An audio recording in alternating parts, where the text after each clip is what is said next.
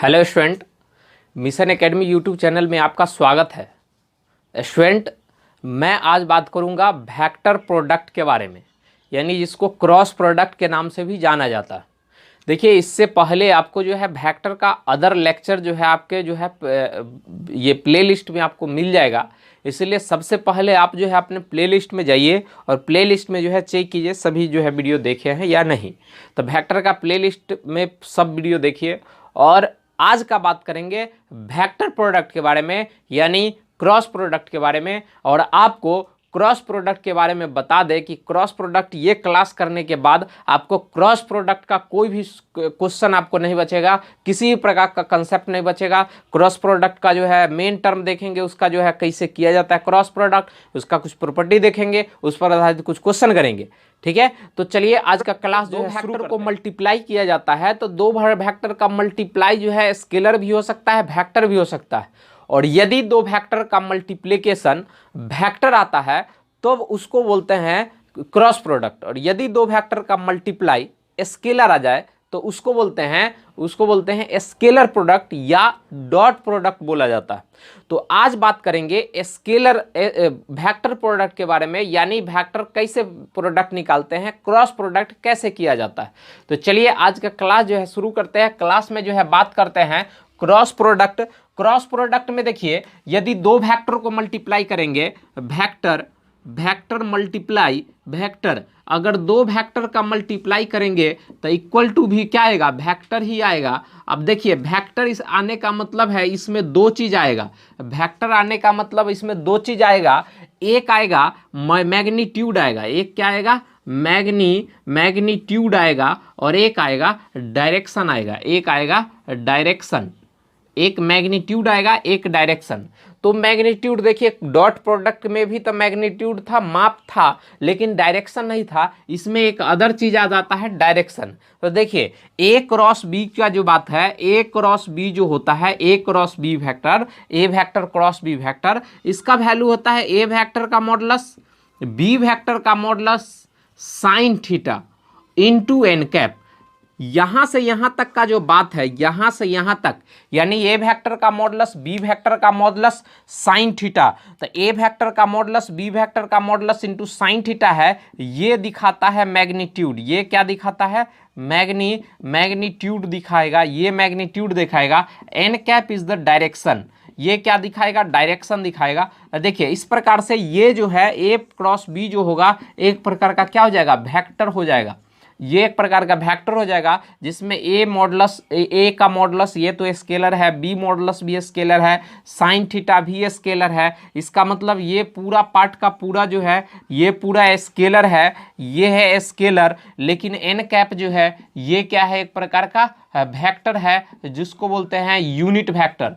कौन वेक्टर है, unit vector है, यानी डायरेक्शन दिखाता है। इस प्रकार से ए क्रॉस बी जो है एक प्रकार का क्या हो जाता है, एक प्रकार का वेक्टर हो जाता है। अब देखते हैं कि ए क्रॉस बी कैसे निकाला जाता है। तो इसका फॉर्मूला सबसे पहले समझ लीजिए कि ए वेक्टर का मॉडुलस बी वेक्टर का modulus sine theta into n cap होता। अब इस एन कैप के बारे में बताते हैं। एन कैप के बारे में आपको पिछले क्लास में भी कुछ बताए थे, अभी फिर रिकॉल करा देते हैं। एन कैप मतलब डायरेक्शन, एन कैप मतलब क्या है, डायरेक्शन। डायरेक्शन स्क्रू नियम से निकाला जाता है। किससे निकाला जाता है, स्क्रू रूल से निकाला जाता है। स्क्रू रूल से निकाला जाता है, निकाला जाता है, स्क्रू नियम से निकाला जाता है। एन कैप का मान यानी डायरेक्शन का मान जो है स्क्रू रूल से निकाला जाता है। राइट हैंड स्क्रू रूल, वो राइट हैंड स्क्रू रूल क्या है इसके बारे में आपको पिछले क्लास में ही बताए थे, ठीक ना। अब जब रिकॉल कर ही रहे हैं तो उसका भी रिकॉल कर ही देते हैं कि स्क्रू नियम क्या है। देखिए, स्क्रू नियम ये बात बोलता है, स्क्रू नियम बोलने का ये मतलब है कि यदि कोई वेक्टर ए है और यदि कोई वेक्टर बी है, उसके बीच में अगर मान लीजिए थीटा कोण बना हुआ है, तो ए वेक्टर है और इधर क्या है, बी वेक्टर। तो स्क्रू नियम बोलता है कि यदि ए वेक्टर उंगली दिखाता हो, उंगली है ना, उंगली दिखाता हो मतलब उंगली का डायरेक्शन दिखाता हो। यहाँ उंगली अजय देवगन वाला फिल्म वाला याद नहीं रखिएगा, उंगली दिखाता है तो क्या करता है, उंगली तोड़ लेता है, वो वाला। यहाँ उंगली दिखाएगा, ए वेक्टर को क्या करता है, उंगली दिखाता है, इसको उंगली कर दिया, अजय देवगन इसको तोड़ ही देगा, है ना, मूवी में देखे है ना, उंगली दिखाएगा, जैसी उंगली दिखाता है उसको तोड़ देता है। तो ए वेक्टर को क्या देखता है, उंगली दिखाता है, ए वेक्टर आप मोड़ के भेज देगा बी वेक्टर की तरफ। ए वेक्टर को क्या करेगा, ऐसे पकड़ेगा, मोड़ देगा इसको, अब भेज देगा बी वेक्टर की तरफ। कहने का मतलब यदि ए वेक्टर का डायरेक्शन उंगली को दिखाता है और उंगली का डायरेक्शन ए वेक्टर से मुड़ के बी वेक्टर की ओर हो, तो जन्ने अंगूठा दिखाएगा ना, जिधर अंगूठा दिखाएगा यही क्या हो जाएगा, इसका एन कैप हो जाएगा, इसका डायरेक्शन होगा। यानी एन कैप जो होगा ये दोनों पर, यानी ए वेक्टर बी वेक्टर दोनों पर क्या होगा, लंबवत होगा। ये दोनों पर क्या हो जाएगा, लंबवत हो जाएगा। इसी को कहते हैं एन कैप, यानी इसी को कहते हैं ए क्रॉस बी वेक्टर का डायरेक्शन हो गया। तो यदि मान लीजिए कि यदि क्वेश्चन देगा कि ए वेक्टर तथा बी वेक्टर दे दिया, अब बोलेगा एक तीसरा वेक्टर निकालिए जो ए वेक्टर और बी वेक्टर दोनों पर लंबवत हो, ए वेक्टर और बी वेक्टर दोनों पर लंबवत हो। तो ऐसे टर्म को निकालने के लिए क्या करेंगे, ए क्रॉस बी निकाल देंगे, और ए क्रॉस बी जो निकालेंगे वही तो ए और बी दोनों पर लंबवत होता है। ये मान लीजिए ए है, इधर मानिए ए है, इधर मान लीजिए बी है, तो ए से आ गए बी की तरफ, ए से बी की तरफ, तो ये चल जाएगा ऊपर, है ना, मतलब ऊपर की डायरेक्शन हो गया। मान लीजिए ये हो गया बी, इधर ए, अब बी से ए की तरफ जाएंगे तो नीचे, ये बात समझ रहे हैं ना, ए से बी की तरफ जाएंगे तो ऊपर, तो बी से ए की तरफ जाएंगे तो नीचे, मतलब डायरेक्शन क्या हो जाएगा, उल्टा हो जाएगा। तो इसी प्रकार का बात करते हैं, यही है स्क्रू नियम, कि दाहिने हाथ से बाएं हाथ की ओर जब चलते हैं तो ऊपर की तरफ बल लगता है, ऊपर की तरफ जो है लगता है, जिससे स्क्रू खुल जाता है, ऐसे ऐसे घुमाने पर स्क्रू खुल जाता है। लेकिन अगर बाएं से दाहिने करते हैं, ऐसे अगर बल लगाते हैं ऐसे, तो क्या हो जाता है, कसा जाता है, और ऐसे ऐसे खोलते हैं, अपने तरफ हाथ को खींचते हैं तो क्या हो जाता है, खुल जाता है। मतलब दाहिने से बाएं की तरफ खोलते हैं तो खुल जाता है, लेकिन जब बाएं से दाहिने की तरफ ऐसे घुमाएंगे, दूसरे की तरफ हाथ मोड़ेंगे, तो क्या होगा, स्क्रू जो है लग जाता है। इसी को बोलते हैं स्क्रू नियम। ये फिजिक्स में भी पढ़ना होता है। तो इस प्रकार से जो है क्रॉस प्रोडक्ट का एन कैप के बारे में बता दिया। अब देखिए एक्स एक्सिस और वाई एक्सिस एक दूसरे पर क्या होते हैं, एक्स एक्सिस और वाई एक्सिस से लंब होते हैं, और जेड एक्सिस इस पर परपेंडिकुलर होते हैं। बात समझ है ना। जैसे आपको दिखाता हूं, आपको जो है थोड़ा सा आपको जो है इमेज करवा देता हूं। देखिए आपको जो है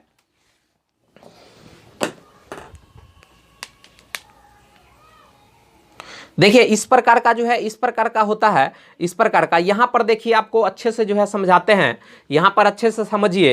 रेड वाला को अगर मान लीजिए एक्स एक्सिस ले लीजिए, रेड वाले को एक्स एक्सिस, ये ब्लू वाला को जो है वाई एक्सिस, और ब्लैक वाला को जेड एक्सिस ले लेते हैं। तो एक्स एक्सिस हो गया, वाई एक्सिस हो गया, और जेड एक्सिस हो गया। ये देखिए तीनों एक दूसरे पर क्या है, परपेंडिकुलर। ये एक्स एक्सिस और वाई एक्सिस भी परपेंडिकुलर, एक्स जेड भी परपेंडिकुलर हो गया, और वाई जेड भी क्या हो गया, परपेंडिकुलर। यानी इस प्रकार का जो होता है, इसी प्रकार का ना कोना बनता है घर में। घर का जो कोना होगा वो भी X axis Y axis Z axis को दिखाता है। तो एक्स एक्सिस को आई से, वाई एक्सिस को जे से, और जेड एक्सिस को के से डिनोट करते हैं, है ना। ये बात हम कई पिछले क्लास से भी बात बोलते आए। एक्स एक्सिस को आई से, वाई एक्सिस को जे से, और जेड एक्सिस को के से डिनोट किया जाता है। इसका यूनिट वेक्टर होता है। तो यहाँ पर 2D है, आपको फिगर बनाने में आपको जो है हो नहीं पाएगा एक्सिस वाई एक्सिस क्या होता है ना। इसीलिए आपको 3D भी इमेज बता दिए। तो एक्स जो हो गया ये आई को दिखाएगा, वाई जे को दिखाएगा, और जेड जो है के को दिखाएगा। और तुम तीनों एक दूसरे पर क्या होते हैं, 90 डिग्री के एंगल पर होते हैं। अब देखिए आई का मॉडुलस जब निकालेंगे तो ये हो जाएगा 1, जे का मॉडुलस हो जाएगा 1, और के का मॉडुलस हो जाएगा 1। क्यों हो जाएगा, तो ये बात जो है ये डिफिनीशन में ही आप पढ़े हैं। यूनिट वेक्टर का डिफिनीशन, यूनिट वेक्टर का डिफिनीशन है कि यदि वेक्टर का मैग्नीट्यूड 1 हो जाए, इकाई हो जाए, यूनिट हो जाए, तो उसी को बोलते हैं यूनिट वेक्टर। तो यहाँ एक वेक्टर है जिसका मॉडुलस 1 हो गया, जे वेक्टर का मॉडुलस 1 हो गया, के वेक्टर का मॉडुलस 1 हो गया। यानी आई जे के वेक्टर जो होता है यूनिट वेक्टर होता है। ये टाइप्स ऑफ वेक्टर वाले वीडियो में आपको अच्छे से बताए थे। तो ये आई जे के जो है यूनिट वेक्टर है, यूनिट वेक्टर जिसका मॉडुलस 1 होता है। अब देखिए यदि यदि जे को क्रॉस करते हैं तो क्या आएगा, तो आई और जे को क्रॉस करेंगे तो देखिए आई और जे को जब क्रॉस करेंगे तो आई से जे की तरफ घूमेंगे, आई से जे की तरफ घूमेंगे तो कौन मिलेगा, के मिलेगा। आप करके देख लीजिए, यहां देखिए आपको सिखाते हैं कैसे जाएंगे, आई से जे की तरफ जाएंगे, आई से जे की तरफ जाएंगे, के मिलेगा। आप सर्कल बना लीजिए, इसको निकालने के लिए क्या कीजिए, आप सर्कल बना लीजिए, इसमें आई जे के लिख लीजिए, एक लिखिए आई, एक लिखिए जे और एक को लिख लीजिए के वेक्टर, ठीक है। अब देखिए इसको आसानी से, और इसका डायरेक्शन आप याद रखिए, हमेशा इसी टाइप का डायरेक्शन देंगे, ठीक ना, इसी प्रकार का एंटी क्लॉकवाइज जो है डायरेक्शन देंगे, हमेशा इसका डायरेक्शन क्या देंगे, एंटी क्लॉकवाइज देंगे, एंटी क्लॉकवाइज जो है डायरेक्शन देंगे। अब देखिए यदि आई और जे को मल्टीप्लाई करते हैं, आई और जे को, तो क्या मिल जाएगा, के मिल जाएगा। आई और जे को करते हैं मल्टीप्लाई तो के मिलेगा, और फिर जो है आई जे के बाद के जे के को करेंगे, जे गुने के का अगर क्रॉस करेंगे, जे को के साथ क्रॉस करेंगे तो इसके साथ क्रॉस करेंगे तो क्या मिल जाएगा, आई मिल जाएगा। फिर देखिए के को आई के साथ करेंगे, के का क्रॉस जो है आई के साथ करेंगे, के को आई के साथ क्रॉस करेंगे तो क्या मिल जाएगा, जे मिल जाएगा। तो आपको जे मिल गया। तो इस प्रकार का ये 3 को जो है आपको याद रखने की जरूरत भी नहीं है, आप समझ लीजिए, बहुत अच्छा से कंसेप्ट आपको बता चुके।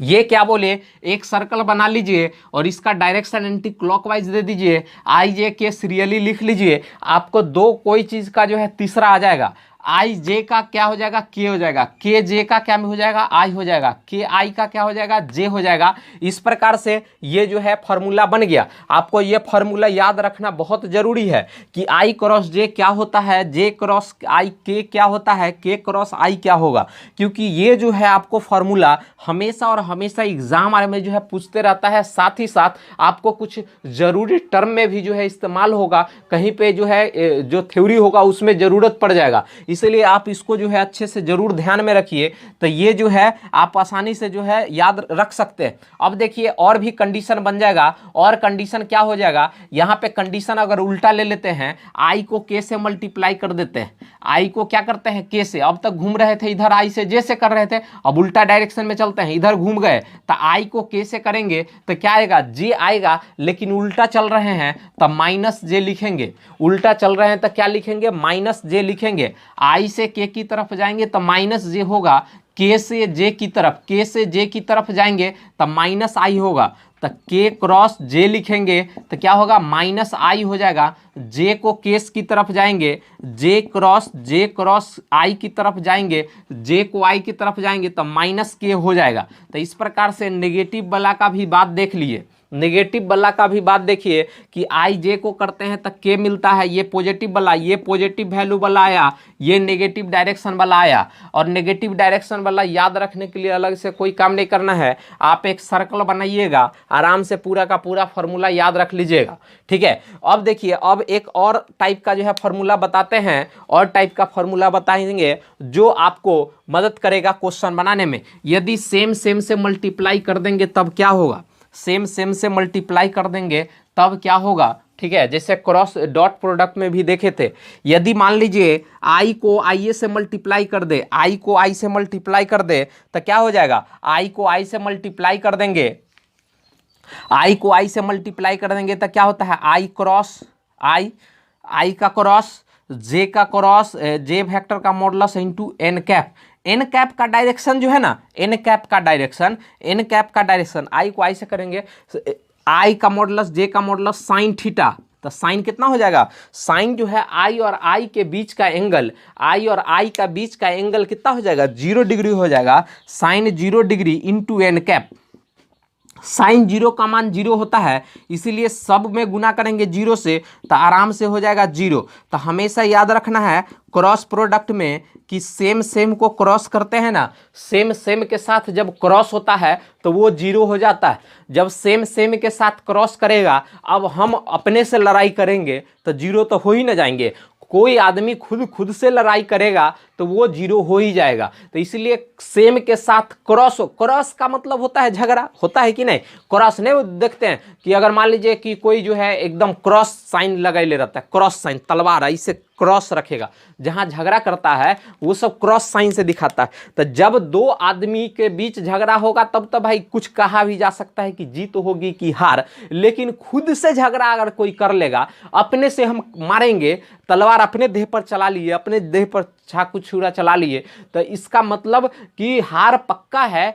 ए क्रॉस ए का मान जो है, ए क्रॉस ए का मान हमेशा 0 होगा, आई क्रॉस आई का मान हमेशा 0 होगा। अगर हम अपने अपने से क्रॉस कर लिए तो हम जरूर 0 हो जाएंगे। तो ये क्रॉस में हमेशा ध्यान रखिए कि अगर कोई खुद से क्रॉस किया, क्रॉस मतलब अपने आप से झगड़ा किया, तो वो 0 हो जाएगा, खत्म हो जाएगा। तो ये कंसेप्ट को याद रखिएगा। तो हमेशा याद रखिएगा कि जे को जे के साथ क्रॉस करेंगे तो 0 हो जाएगा, के को के साथ क्रॉस करेंगे तो 0 हो जाएगा। मान लीजिए ए वेक्टर है, ए वेक्टर के साथ क्रॉस कर दिए, ये भी क्या हो जाएगा, 0 हो जाएगा। तो कोई दो वेक्टर, दो सेम वेक्टर को यदि क्रॉस करेंगे, दो सेम वेक्टर को यदि क्रॉस करेंगे तो क्या हो जाएगा, 0 हो जाएगा। इसलिए आप इस बात को समझिए, यदि दो वेक्टर का क्रॉस होता है तो तीसरा वेक्टर आता है, और वो तीसरा वेक्टर स्क्रू नियम के आधार पर आता है। किस नियम से, स्क्रू नियम के आधार पर आता है, जिसका सॉल्यूशन आराम से हम आपको समझा चुके, ठीक है। और ये सेम वाले को आराम से जो है ये भी आपको बता दिए।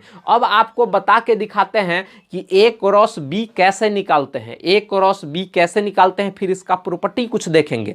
चलिए, तो क्लास को लास्ट तक जरूर बने हुए रहिए। तो सबसे पहले आप जो है इसको क्या कीजिए, नोट कर लीजिए, और आराम से नोट करके फिर जो है आगे क्लास जो है देखिए। ए क्रॉस बी फाइंड करने के लिए, ए क्रॉस बी फाइंड करने के लिए क्या करना होगा उसको बात समझिए, अच्छे से समझिए। पहले आपको जनरल रूल बताएंगे और फिर आपको जो है जो फॉर्मेट है, जो बनाने का रूल है वो भी बताएंगे। देखिए, जब भी क्रॉस निकालते हैं तो ए वेक्टर का लिखेंगे, ये है आई प्लस जे प्लस के, ए को लिख दिए, फिर किसको लिखे, बी को 2i माइनस जे प्लस 2k, ठीक है। अभी देखिए, अभी आपके पास जो है कुछ फॉर्मूला बताए थे, उसके आधार पर आपको कुछ करना पड़ेगा। वो क्या है कि i को i से करेंगे तो 0 हो जाता, अभी तो बताए है ना, सेम से गुना करेंगे तो 0 हो जाएगा। लेकिन i को j से गुना करते हैं तो क्या होता है, i क्रॉस j जो होता है वो k हो जाता है। तो i माइनस लिख देते हैं, i क्रॉस j एक बार लिख लेते हैं। यहाँ पर क्या था, इसको भी लिख ही लेते हैं, इसको काहे छोड़ दिए, मतलब i को क्रॉस करेंगे किससे, 2i से क्रॉस किए, तो i को इससे क्रॉस कर लिए, i को इससे कर लिए, i को इससे कर लेंगे, किसको, i से करेंगे, i को करेंगे 2k से, प्लस j को कर लेंगे, तो j को करेंगे 2i से, j को करेंगे माइनस j से, j को करेंगे माइनस j से, फिर j को करेंगे क्रॉस 2k से। अब k को करेंगे, k को किसके साथ करेंगे, k को करेंगे 2i से, नीचे ही लिख लेते हैं, k को क्रॉस करेंगे 2i से, फिर करेंगे k को क्रॉस करेंगे माइनस j से, फिर k को क्रॉस करेंगे 2k से, ठीक है। तो इस प्रकार का जब क्रॉस करते हैं तो सॉल्व करके आपको लिखना पड़ेगा। देखिए, i को करेंगे 0 हो जाएगा, j को करेंगे 0 हो जाएगा, k को करेंगे 0 हो जाएगा, j भी 0 और k भी 0। तो ये तीन गो पार्ट तो 0 हो जाएगा, क्योंकि सेम से जब गुना करते हैं तो क्या हो जाता है, 0 हो जाता है। अब देखिए, i क्रॉस j निकालना है तो हम आपको बताए हैं अभी एक सर्कल रूल, ये क्या था, i फिर j और फिर था k। तो i j के बोले लगातार लिख लीजिए और डायरेक्शन एंटी क्लॉकवाइज लिखिए। i और j को किए, i j को किए तो k आ जाएगा, तो minus k vector k cap plus 2 को 1 से करेंगे तो 2, i k को करेंगे तो क्या होगा, i k को करेंगे तो माइनस j हो जाएगा, माइनस j हो जाएगा, प्लस j को 2i से करेंगे, j को 2i से, तो 2 तो रहेगा ही, j को i से कर रहे हैं, j को i से कर रहे हैं, उल्टा जा रहे हैं, तो माइनस k हो जाएगा, माइनस k हो जाएगा। देखिए, ये क्वेश्चन बताने का सिर्फ और सिर्फ मकसद यही है कि आप सीख जाइए कैसे निकालते हैं i cross j cross a, ये सब कैसे निकालते हैं। फिर इससे आसान तरीका तो निकालने का है ही। तो एक सॉल्यूशन हो गया, दूसरा सॉल्यूशन हो गया, तीसरा सॉल्यूशन हो गया, 3 सॉल्यूशन हो गया, ये तो 0 हो गया। अब j को k से करते हैं, j को k से करेंगे तो क्या होगा, i होगा, तब प्लस 2i होगा। k को i से करते हैं, k को i से करते हैं तो क्या हो जाएगा, k को i से करेंगे तो j हो जाएगा, तो प्लस 2j हो जाएगा। अब इसको j को i से करते हैं, k को j से करते हैं, k को j से करेंगे तो माइनस आ जाएगा, एगो माइनस पहले से है तो प्लस i हो जाएगा। अब ये तो 0 हो ही गया, तब बच गया i को i के साथ, j को j के साथ, k को k के साथ मिला दीजिए, आराम से आंसर आ जाएगा। तो i और i 3i, 2i या प्लस i कितना हो जाएगा, 3i हो जाएगा। कितना हो जाएगा, 3i हो जाएगा। j को चुनिए, -2j प्लस j, तब -2j और प्लस j क्या हो जाएगा, 0 हो जाएगा, 0j हो जाएगा, 0j। k को छाटिए, तो k का है -2k और माइनस k, तब -3k हो जाएगा, -3k हो जाएगा। ये आपका क्या हो गया, आंसर आ गया। ये आ गया a vector cross b vector का वैल्यू हो गया। ठीक है, a vector cross b vector का वैल्यू आराम से जो है आ चुका है, और ये आसानी से आप जो है निकाल सकते हैं। देखिए यहाँ पर अभी बात किए हम सिर्फ और सिर्फ बात किए a क्रॉस b कैसे ये मेथड से निकालते हैं, जिसको कहते हैं नॉर्मल मेथड। अब इसी क्वेश्चन को अब बात करेंगे डिटर्मिनेंट मेथड से निकालने का। ठीक है, इसी का बात करेंगे, डिटर्मिनेंट मेथड से निकालेंगे। और ये क्वेश्चन बताने का सिर्फ और सिर्फ एक ही मकसद था कि आपको ये जो सर्कल है इसको हाथ पे चक्री घुमाने आ जाना चाहिए कि i को j को i का कैसे कैसे घुमाएंगे तो आएगा। यदि आपको ये समझ में आ गया तो अच्छी बात है, नहीं समझ में आया तो इतना क्लास फिर जाइए, इस क्लास फिर बैक जाइए, 5-7 मिनट बैक जाइए और फिर इसको देख लीजिए कि कैसे कैसे ये जो है सॉल्यूशन कर दिए। अब बात करते हैं, अब जो है डिटर्मिनेंट का वैल्यू निकालते हैं। डिटर्मिनेंट मेथड से a क्रॉस b को कैसे निकाला जाता है इस चीज को देखेंगे। वेक्टर तथा b वेक्टर को जब लिखते हैं, a वेक्टर तथा b वेक्टर का क्रॉस वेक्टर निकालते हैं, तो a क्रॉस b को लिखने के लिए क्या करते हैं, सबसे पहले ऊपर में लिखते हैं i j, फिर लिखते हैं k। ठीक है, i j k, इसके कॉफिशिएंट को भी फिर इसके साथ लिख दिया जाता है। तो i का कॉफिशिएंट a क्रॉस b है ना, तो सबसे पहले a वाला का फिर b वाला का, a वाला का कॉफिशिएंट लिखाएगा फिर b वाला का। तो a वाला का कॉफिशिएंट क्या है, a1 a2 a3, फिर है b1 b2 b3। तो इस प्रकार से a क्रॉस b का वैल्यू निकल गया। a क्रॉस b का वैल्यू i j k पहले लिखते हैं, लिखने का सीखिए पहले अच्छे से। a क्रॉस b लिखते हैं i j k, फिर लिखते हैं शुरू वाला का कॉफिशिएंट। तो यहाँ कौन है, a वेक्टर। तो a वेक्टर का कॉफिशिएंट है a1 a2 a3, a1 a2 a3, फिर b वेक्टर का कॉफिशिएंट है b1 b2 b3, b1 b2 b3। अब देखिए इसका सॉल्यूशन निकालना सिखाते हैं आपको, आसानी से समझ में आ जाएगा। देखिए इसको बोलते हैं 3/3 का मैट्रिक्स। ये 3/3 का, ये डिटर्मिनेंट का वैल्यू है, तो ये 3/3 का है, ये 3/3 का। देखिए 2/2 का रहता है ना, उसको कैसे सॉल्व करते हैं उसको देखते हैं। 2/2 का, जैसे 2 3 1 4, अगर ये 2/2 का है तो इसको सॉल्यूशन बहुत आसान है, क्रॉस मल्टीप्लिकेशन, सामने वाले को गुना के देते, 4 दूना 8 माइनस 3 एकम 3, तो कितना हो गया वैल्यू 5। तो इस प्रकार का सॉल्यूशन आसानी से निकाल सकते हैं। तो कोई भी डिटर्मिनेंट है 2/2 को तो ऐसे सॉल्व करते हैं। 3/3 को 2/2 में कन्वर्ट करना सीखिए। देखिए सबसे पहले i को रखते हैं और i के रो कॉलम को छोड़ दीजिए, मतलब इसका ये वाला पार्ट यानी कौन वाला छोड़ना है वो देखिए, i के रो और कॉलम को छोड़ दीजिए। रो कहने का मतलब है ये वाला छोड़ दीजिए, और कॉलम कहने का मतलब ये वाला छोड़ दीजिए। तो जब ये वाला छोड़ देंगे तो 4 गो भाई बचेगा, चारों भाई को बोला के बैठा देंगे। यहाँ क्या हो जाएगा, a2 a3 b2 b3। बात समझ में आया। अब फिर लिखेंगे, अब माइनस जे को लिखेंगे, क्या लिखेंगे, बीच में माइनस जे लिखेंगे। अब माइनस जे को जब लिखेंगे तब माइनस जे को लिखने टाइम में इसके रो को तो छोड़ लेते हैं, कॉलम को भी छोड़ देंगे, इसके कॉलम को छोड़ देंगे।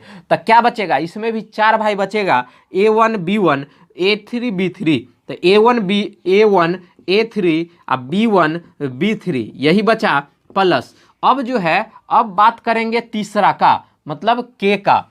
k कैप जब लिखेंगे, k कैप, तो इसके रो को कॉलम को छोड़ देंगे, रो कॉलम को जैसे ही छोड़ेंगे तब फिर 4 भाई बचा, वो कौन है, A1 A2 B1 B2, A1 A2 B1 B2, A1 A2 B1 B2।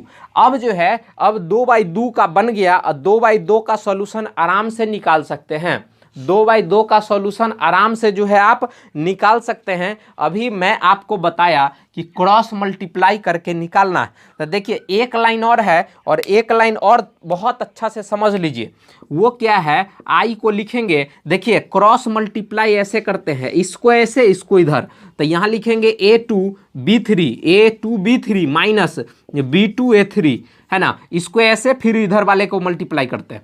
इसमें क्या लिखेंगे, माइनस जे वाले को, तो A1 को B3 से करेंगे, A1 को क्या करेंगे B3 से, फिर B1 को माइनस करेंगे, माइनस B1 को A3 से मल्टीप्लाई करेंगे, प्लस K को लिखेंगे, तो K को लिखेंगे A1 को B2 से, A1 को B2 से माइनस B1 को A2 से लिखेंगे, और इस प्रकार से सॉल्यूशन निकाल सकते हैं। तो ये आपको मैंने बताया थ्योरी, ये बताया मैं आपको थ्योरी। अब इस पर आधारित एक क्वेश्चन बताता हूं और क्वेश्चन निकाल के बताता हूं कि इसका क्रॉस प्रोडक्ट कैसे निकालते हैं।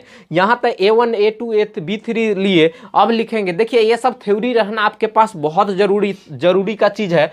अब आपको निकालना सिखाएंगे कि A vector cross B vector का एक लेते हैं क्वेश्चन। क्रॉस B को वैल्यू लिखने के लिए आपको सिखाए हैं, इससे पिछले ही बात में क्या बताए, सबसे पहले लिखिए I लिखिए, फिर J लिखिए, फिर क्या लिखिए K लिखिए, फिर I का कोफिशिएंट लिखिए, मतलब 2 लिखिए, 3 लिखिए और 1 लिखिए। इसका 2 कोफिशिएंट 3 और इसका 1 कोफिशिएंट, इसका कोफिशिएंट B का कोफिशिएंट -1, इसका कोफिशिएंट 1 और K का कोफिशिएंट 2। अब आसानी से इसको क्या करेंगे, सॉल्व कर देंगे। अब सॉल्व करने के लिए जो है I वाले को लिखेंगे, I वाले को लिखे और इसके रो कॉलम को छोड़ दिए, मतलब ई वाले को छोड़ दिए ऐसे, यानी इसको छोड़ दिए, इसको आप छोड़ दिए और इसको छोड़ दिए, तो 4 भाई बचेगा। कौन कौन बचेगा, 3 बचेगा, 1 बचेगा, 3 1 1 और 2 बचेगा, ठीक है। बीच में देंगे -J, बीच में देंगे -J, तो जैसे ही -J जब देंगे, -J देखेंगे बीच में, बीच वाले को -J लिखते हैं,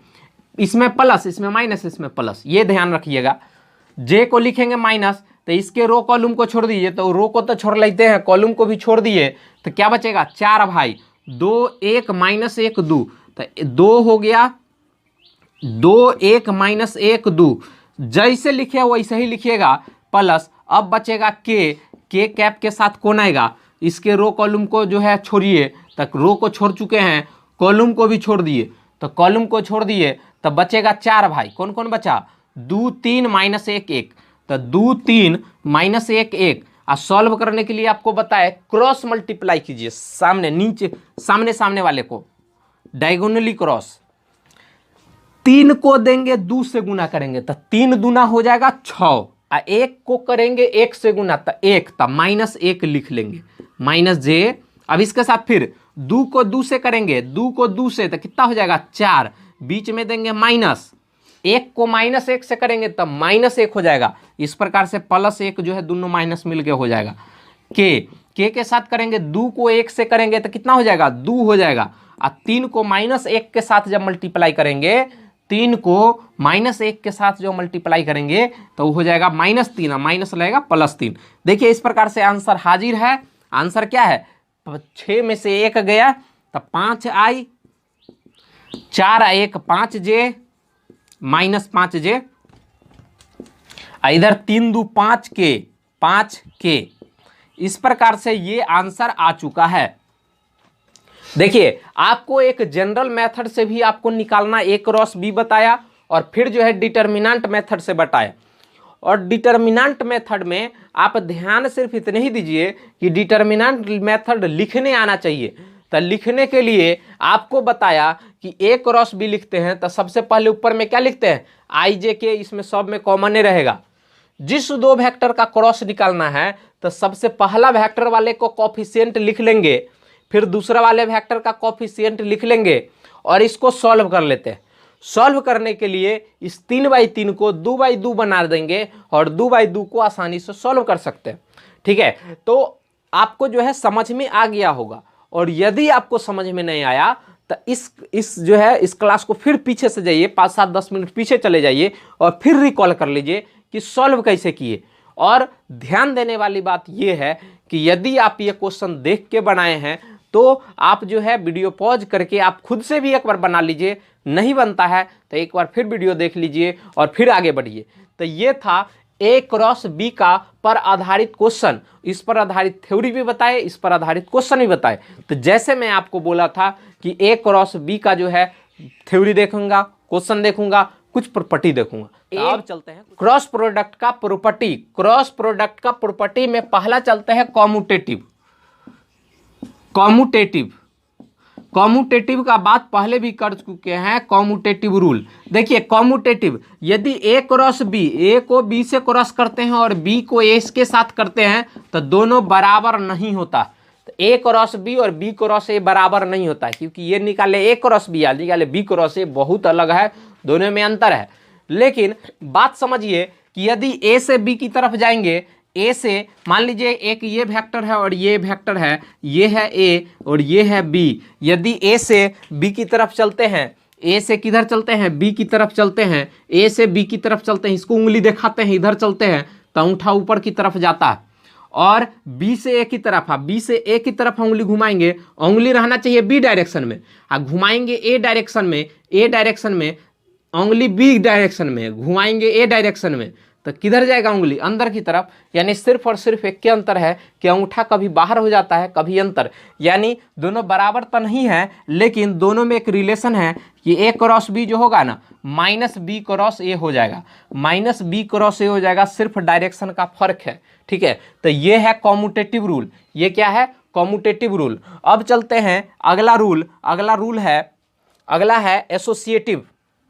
कोई कांस्टेंट से, कोई स्केलर से गुना कर देंगे तो एसोसिएटिव रूल है कि एम से इधर भी गुना हो रहा है, इधर भी गुना हो रहा है, तो ये एसोसिएटिव रूल का पालन करता है। लेकिन ध्यान रखिएगा, एसोसिएटिव रूल का पालन तब करेगा जब ए वेक्टर बी वेक्टर के साथ एक स्केलर एम हो, तब ही डिस्ट्रीब्यूटिव नियम। देखिए डिस्ट्रीब्यूटिव नियम में बोला जा रहा है कि A cross B, B cross सी या प्लस सी हो। इस प्रकार से जब एक वेक्टर गुना के रूप में रहे और बी प्लस सी के रूप में रहे तो डिस्ट्रीब्यूटिव का मतलब है बांट देना, तो आराम से बढ़ जाएगा। डिस्ट्रीब्यूटिव नियम का पालन करता है, ए क्रॉस बी हो जाएगा कि प्लस ए क्रॉस कितना हो जाएगा सी। लेकिन क्रम हमेशा ध्यान रखिएगा, ध्यान रखने वाली बात यह है कि A cross B plus C है तो ए को B cross A cross B लिखेंगे, फिर ए क्रॉस सी लिखेंगे, है ना। A cross B plus A cross C लिखेंगे तो डिस्ट्रीब्यूटिव नियम का भी पालन करता है। तो इस प्रकार से मैंने देखा,